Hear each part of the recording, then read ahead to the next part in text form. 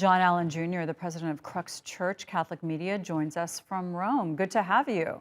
So Hi, Michelle. why now? Tell us about the timing of this. It's been a long time. It has been a long time. I think the timing was driven largely by the fact that over the last 18 months, there have been shocking revelations in Canada about a legacy of physical, sexual, emotional, even cultural abuse at these church run residential schools.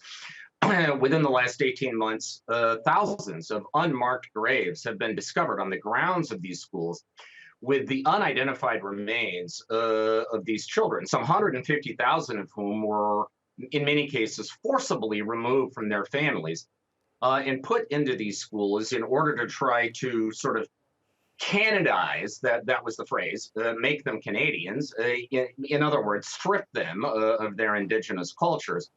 These revelations have set off political and cultural shockwaves in the country.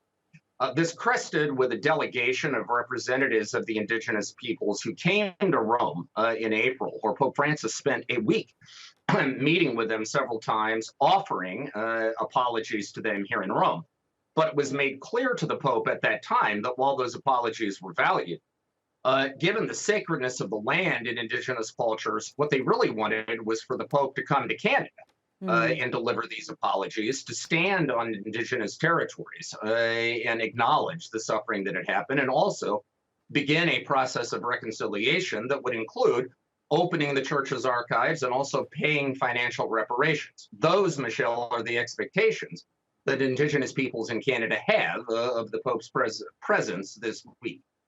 You know, Pope Francis has had his own issues of being accused of contributing to cover-ups of sexual abuse in the past in the Catholic Church, but he's also been somebody who's been willing to speak out on certain issues that prior popes have not and do certain things.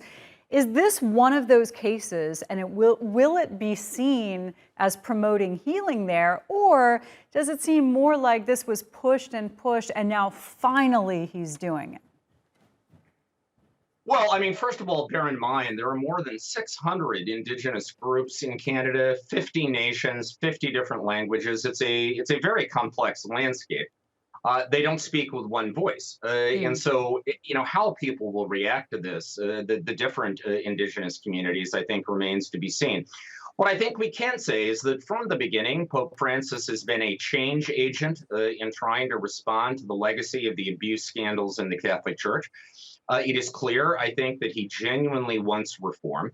I think he also wants healing and reconciliation in Canada. Let's bear in mind, this is a pope who earlier this month had to cancel a long-planned trip to Africa, to South Sudan and the Democratic Republic of Congo, because of osteoarthritis in his right knee that has confined him mostly to a wheelchair. Despite that crippling pain, he decided to go ahead with this trip as a measure of how important it is to him. I think Pope Francis genuinely wants to do what he can. Whether that's enough for everyone, Michelle, I think the jury is still out. John, excellent to talk to you. Thanks so much. Of course.